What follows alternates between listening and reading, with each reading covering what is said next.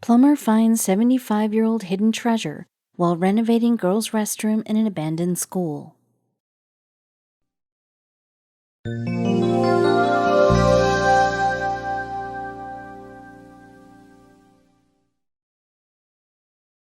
Old is gold.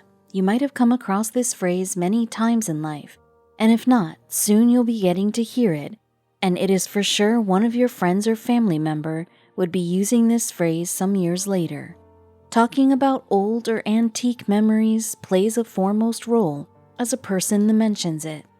Moreover, an actual treasure is the memories that a person once lived. What if a person got to relive an incident in the same life? That would be more worthy than any of the treasures present on this earth. A former school building was dilapidated when the concept of new and smart studies came into being. Students preferred to study in a school where the latest methods of teaching were used, hence the conventional schools faced a drastic loss. One of those conventional schools was Centralia High School that experienced an abrupt shutdown. Since the school was not active anymore, the owners thought of selling it so that they could earn enough money. The school held a good reputation back then, but now the school looked more like a haunted building with zero rush and lots of rumors spreading down the town. This acted as a reason for its owner to sell the school building. A great deal was set. The owners managed to sell the building to someone responsible. The authority made out a huge sum of money, but little did they know they would miss a chance to explore their property and fetch something worth discovering. A pastor named Seth Balsell for the City Hope Church on his social media page revealed that his life goal is to change the world. That's all. The owning of that old school building was a part of the plan, hence he inquired about its owner and felt lucky on knowing that the property was on sale. The CHC found the selling price of the building to be affordable, hence thought of purchasing it. The school building was being planned to be used in a different way, through which the rush could be brought back. The pastor planned to make it the site of CHC's community center and church. The classrooms of Centralia High School, which used to be buzzing with murmurs back then in the 1940s, now were being echoed because of the emptiness. The dusty tables and chairs showcased their own melancholic story. The blackboards craved for the touch of the chalk and the shelves cried to an extent that they got swollen. One could feel a pang of sadness entering a classroom that once used to be cheerful. Centralia High School in the 1940s used to be an extremely renowned school with lots of activities happening out there. It was an educational hub promising to provide the holistic development of a student along with the basic academic syllabus. It was a celebrated school with a good number of students enrolled in it. People were excited to see the school getting converted into a church, for it would be feasible for the crowd to reach the nearest gathering place, that is, the church. Some people were of the opinion that it would be great if the plot on which the school was built was considered to serve people. Moreover, people were believing in this theory. The air was filled with rumors which could turn the perspective of an individual upside down. Since the school was not in use, some people were trying hard to convince the population that the school was haunted. The students left the school just because of that reason. The purpose of building a church was a measure to get rid of the haunting spirits. The spark ignited and creativity of people came into light. Some people tried their level best to formulate a spooky scenario by creating a horror story according to which a girl killed herself in a classroom of this school. Her soul was still captured inside the classroom, not letting anyone study in the school. Adding on to that story, the burying of the case scenario happened. People came up with an astonishing connecting story that after the girl killed herself, the school authority and management would bury the case so that a stain could never get attached to the school's name. This fantastic story had nothing to do with the reality though. Before the initiation of the renovation, Balsell was not sure whether workers would agree to work on the building or not. He was under the impression that since they were comparatively less educated, they would get influenced by the rumors regarding the building and would avoid going anywhere near to the place. Seth Balsell thought it would be better if the renovation work gets started without any further delay. The rumors that were being spread could affect their plan of building the church. He wasted no more time and appointed a plumber so that he could get the washrooms fit, after which he would plan for further renovation. The restroom assigned to the plumber was in a very run-down condition. Dust and cobwebs gave a tint of spookiness. The condition in which the restroom was could make the people believe in the haunted stories made by people just for the sake of spreading rumors. The plumber appointed by Baltzell was supposed to repair the old toilets, fixing it with new, after which he would receive his pay and he would be done for the day. Instead of going as per plan, the plumber caught hold of something which diverted his whole attention, making him ponder on the stuff he actually discovered. For a plumber, it is quite a mundane task to repair toilets and wash basins. But for this plumber, the experience he had on that very day turned out to be somewhat different from what he used to do earlier. He would have never thought in his wildest dream that he would pull the strings of the past. When the word treasure strikes in our mind, we expect lockers, hidden rooms, or antique shelves for the safekeeping of that treasure. In this case, there was no hidden room, no shelf, but a restroom. So, what was in there? The plumber started working on his given task. He removed one of the old toilets and opened an air vent on the wall behind the seat. While doing so, debris came out all of a sudden. The plumber examined the fallen rubble, and to his surprise, it was not what he expected it to be. He found out something which would make headlines, revealing a 70-year-old long story. The plumber then removed a vent behind the seat. He uncovered the hiding place of the collection of objects. He could see small items that were pressed on the air duct on the other side of the grate.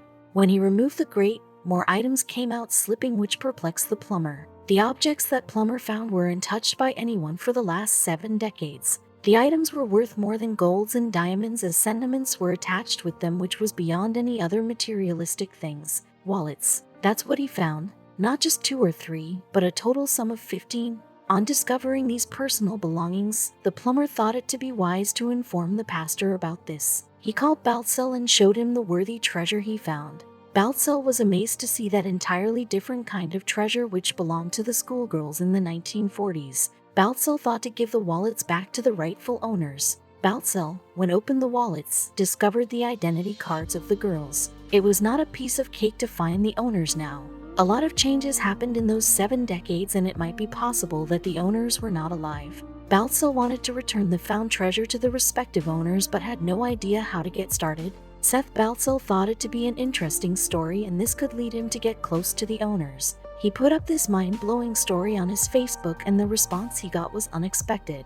The story spread like wildfire and became the internet sensation. With the picture, the caption went like, "While demoing out the old high school in Centralia, Illinois recently, we found a stash of what we assumed to be stolen wallets from the mid-1940s stuffed in a heat vent. While someone took the cash, they left behind all the pictures, information, and other documents." I'm gonna throw some names in here of what appears to be mostly women, so these are probably maiden names. If you know if they are still living or are a family member, we would love to get it back to you.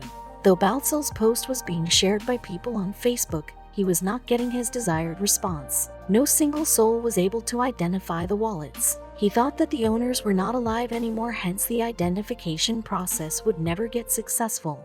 We've been working on this building for 6 months. I've been kind of waiting for that really cool thing that nobody's seen in the last 75 or 100 years to pop out, Baltzell explained to CNN in an interview. The pastor added, "I think I've watched one too many episodes of CSI and stuff, so I like the mystery and the intrigue of it all." He told every detail of the discovery and was waiting for the results, but to his dismay, nothing was coming up. In an interview, Baltzell informed KSDK News, "My Facebook post has been shared 1,000 times, then 2,000, then 3,000 times. People are commenting, so actually a lot of people reached out, and it's relatives." Baltzell's treasure story became a sensation in his town. He was being asked by many media sources about the items that the plumber discovered. Adding more to the information, Baltzell told KSDK News, "The war was ending, so there's lots of things, pictures, from soldiers." He concluded that due to the lack of valuables inside the purses, they ended up being hidden in the wall. Baltzell told the Miami Herald, a leading newspaper, that all the pictures seem to be from 1945 and 1946. "Best we can tell is that someone was stealing wallets and then ditched them behind the toilets in a heat vent. The presence of those wallets was not known by anyone before their discovery in 2019. Due to such a long period, Baltzell would never be able to catch or ever identify the alleged thief nor the owners of the wallets. The owners might have emigrated or passed away and could have forgotten the item which they once loved. After all, it has been roughly 75 years, which is a very long time, when their wallets got stolen." Baltzell was not ready to give up easily, so he devised a plan. He could not wait to hand over the stolen wallets to their respective owners. In an interview with CNN, he revealed that most likely, the person that's owned the wallet is either at the end of their lifespan or no longer living. My best chance was to reconnect with one of their relatives. In order to return the wallets to the owners or at least someone who was related to the owner, Baltzell turned to social media. He was hopeful enough that this time, he would trace the owners. He mentioned a list of students' ID names in a post and added pictures of the wallets against it. Baltzell posted the maiden names mentioned in the identity cards of the ladies. He was sure enough that the names he has mentioned would now be changed since the ladies probably got married long back and would have changed their names. He thought to give it a try, hence posted the names. Baltzell, in his post, continued, "If you know if still living or are a family member, we would love to get it back to you." He knew if he could not reach the owners, their families would take it for sure, and that would be a token of remembrance for their families. His main motive was to give the 75-year-old memory back to the people who deserved it. Baltzell's attempts did not go in vain. After so much effort, he finally got a name that matched his list. The owner of one of those wallets was still alive. She is 89 years old. The pastor could not hold back to see the reaction of that lady on receiving her 75-year-old missing item. This would be a nostalgic journey for the lady. One of the Facebook users informed Baltzell that she was related to a woman named Betty June Sissom, one of the names mentioned in Baltzell's list. The user claimed that Betty, in her youth, used to live in Centralia and attended the Centralia High School, which is now dysfunctional. She graduated in the year 1947 and now she presently is relocated around 90 miles away to Chesterfield, Missouri. On being aware of the relative, KSDK News took the responsibility to deliver the wallet. The media received a green flag from Baltzell and they sent the reporters to Betty's place along with the precious package. The news channel wanted to capture that priceless moment of reunion for their YouTube channel. As soon as the reporter met Betty, she handed a package to her saying, "So, the pastor wanted me to hand deliver this to you." The events were being recorded. Betty took the package, which was nicely wrapped around a plastic covering, and was trying to recall the specific item that was in there. Betty never expected that she would get to see her lost wallet again ever. In an exhilarated tone, she said, "Well, thank you. I'm so excited." She unpacks the package and she finally could feel her stolen wallet. She said, "I can't believe after all of these years that it looks like it's old." Betty could still recognize that. On being asked about the wallet, Betty confidently told the reporter that, "I remember it was red. With time, the red color faded to an orangey brown color. Before she opened the wallet, she stated, and I remember I lost my wallet." Her eyes were glittering the same way a child's eyes do on getting a favorite toy. The obsolete wallet was damaged to the peripheral. The personal stuff inside the wallet was well preserved. Betty could identify everything that was present inside the wallet. A picture in black and white was kept in which a young girl was standing next to a boy. Betty informed the reporter that the girl standing in the picture was actually herself in her youth. Betty relived her old days and revealed the reporter, "That's me with a little boy by the name of Jimmy Kane, and I had a crush on him." She added, "I must have been about in the 3rd grade or 4th.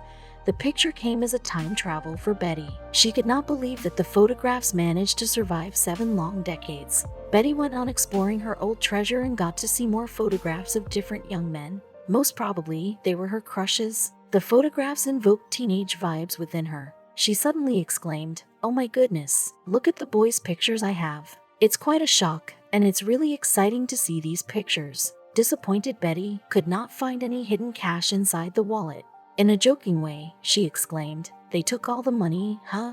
Along with the pictures of her crushes, she found snaps of her family and friends as well. While going through the images, she found something that made her heart beat fast, making her eyes full of tears. Betty, on reaching a special picture, lost her control over her emotions and let her tears flow like a river. The picture that she was holding was of her brother, who meant a lot to her. Her beloved brother joined the army during World War II and probably passed away during the war. Betty expressed, "I was just so glad to get that because I don't have a picture of him." For Betty, the wallet did not just bring happiness but came up as a sweet surprise to her. The elderly woman's social security card was also among the personal treasures that the wallet recovered for Betty. The card was so important to her that she had been looking for it ever since it disappeared long ago in the 1940s. Betty could never find the thief, and at that time, she was not aware that the wallet was stolen. She thought that she lost it somewhere. Regarding Pastor Baltzell's theft theory, she said, "I can't imagine somebody stole all those wallets and put them behind the toilet in a space I didn't even know was there." Though Baltzell could not find other owners so far, his Facebook post was being read by many people. He was glad that he was not alone. People were trying to find those ladies at their level best. One of the users provided obituaries for 4 of the women. Baltzell hoped that the remaining accessories reunite with their respective owners before it's too late. The story was so fascinating that it has been flashed on other social media pages. The comments were fabulous and the founder was being appreciated. Users bombarded the comment section with comments like, "Better late than never, and this is so cool." Not that they were stolen, but wow, what a find. The wallets were not only important to the owners, but also to the world, as the wallets preserved not only memories, but also the history. One of the Facebook users commented on the post, "If family doesn't claim them, maybe the museum would." It was not possible to track down the culprit since it had been 7 decades, but the owners could still be traced. Betty, too, hopes that her former classmates get their respective personal treasures, and told CNN, "I'm sure the other people whose wallets they found, hopefully they're still alive, would be as excited as I am."